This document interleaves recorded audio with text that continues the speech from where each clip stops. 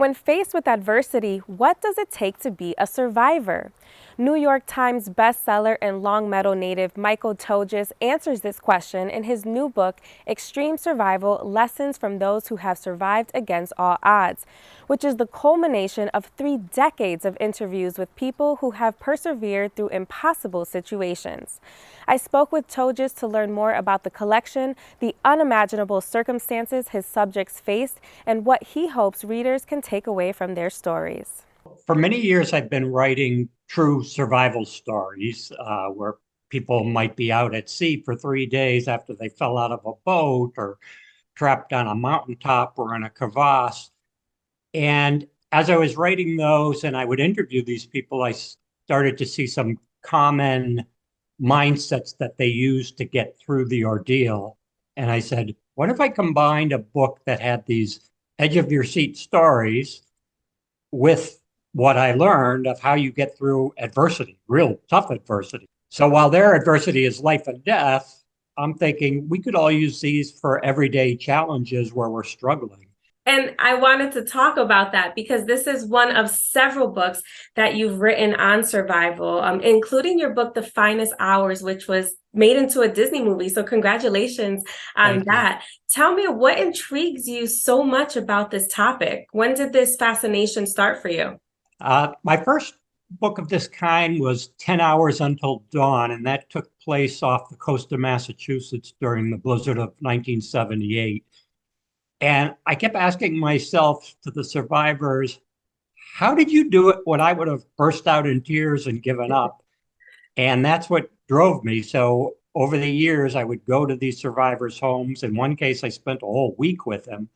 And every night we'd talk about what happened, and I dig deeper of, okay, what were you thinking this? How did you make that right decision without getting panicked there? And pretty soon it was coming together. So that was my impetus of, I couldn't do it. I want to learn how they did it. So that if you find yourself in these situations, you can get yourself out of it as well, right?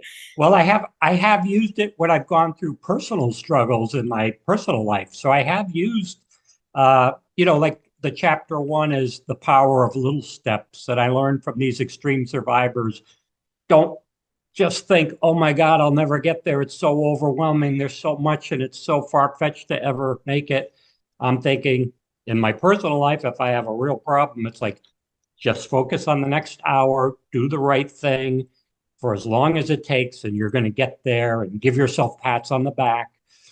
So I use those techniques. So before we get into some of those stories, because I'd love to hear about some of your favorite ones, I want to hear about some of the patterns that you've noticed amongst the survivors. What traits make a survivor?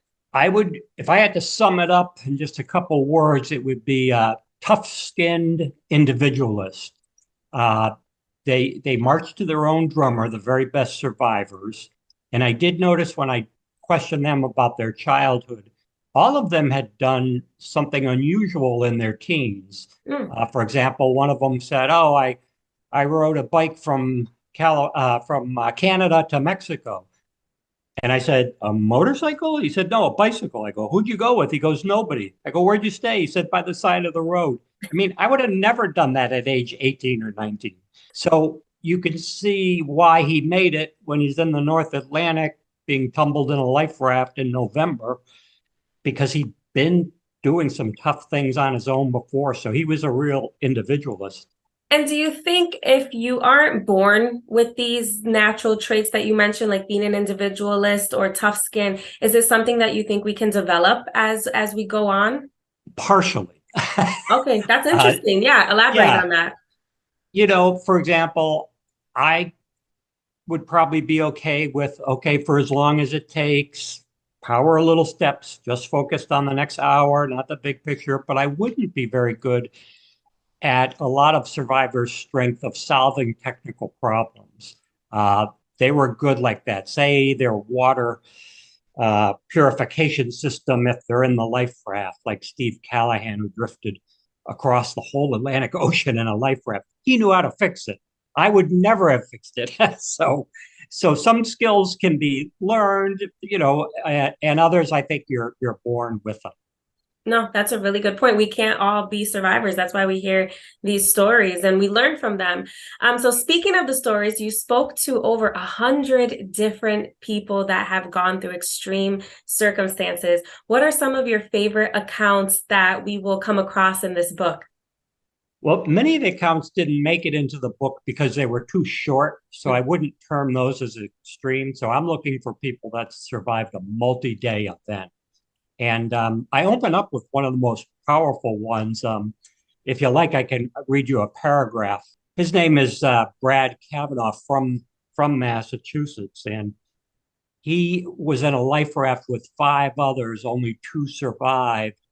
And two of the men in the life raft, after a few days, were so dehydrated they started sipping seawater. That's not good. It dehydrates your brain. And one of them suddenly goes, "Oh, I'm going to go to the store and get some beer." And Brad goes, "No, no, no, you're in a life raft." And the guy steps out and boom, the sharks get him. The sharks have been circling the life raft for 24 hours. So I open the book, on a kind of a dramatic note. It says, the five shipwrecked survivors clinging to the 11-foot inflatable Zodiac were in the trough of a 30-foot swell and looked up into the green walls of water. That's when they saw the sharks. Brad Kavanaugh, age 21, could clearly see three sharks, and one was larger than the Zodiac. Quote, it was bad enough seeing how large the shark was, but even worse was that the shark could clearly see us. So I open the book that way. They're in the life raft, and you're wondering who's going to make it and who doesn't. And Brad was kind enough to answer my many questions of how did you keep it together and keep fighting. And he had just said from the very beginning, this is my new world, and I'm going to take it as far as I can. And I said, wow, that's like what Ernie Hazard said. He said, I'm going to go down fighting. So you began to see how their mindsets were really tough. No, it's chilling just hearing the accounts. And I think I'm with you. I don't know if I would be one of those survivors in those situations, but it's absolutely inspiring. What has writing this book taught you about yourself and beyond the book, because you've been doing this for 35 years, collecting these stories? I realized that we're probably all much stronger than we think we are. Because again, in my personal life with an illness, I used a couple lessons I learned, and it was just don't set a deadline when you're going to get better, but just keep making little steps each day.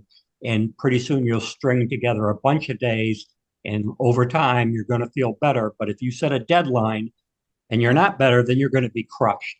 And I learned that from survivors that they just had that mindset, like John McCain.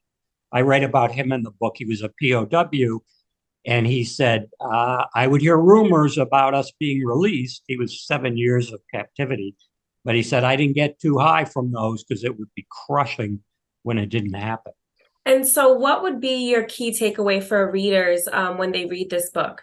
Well, they're going to be entertained Mm-hmm. because, everybody loves a good survival story and learn. But I have a feeling this is one book that people aren't going to lend out because they're going to say, I'm going to keep this for the day that I'm in a tough situation. And we all will be.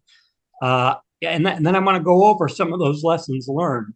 So unlike my other, like 10 hours until dawn, the one about the blizzard, once you get through it, you know what happened, you put it aside, you might give it to a friend. This one you're going to want to go back to, I think.